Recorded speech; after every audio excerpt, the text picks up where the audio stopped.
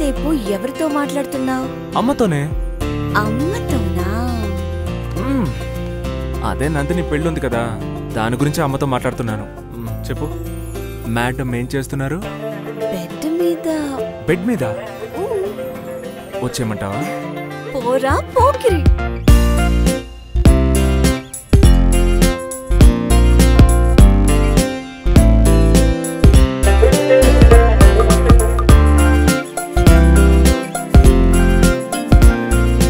మీరా ఒక నిమిషం ఉండు.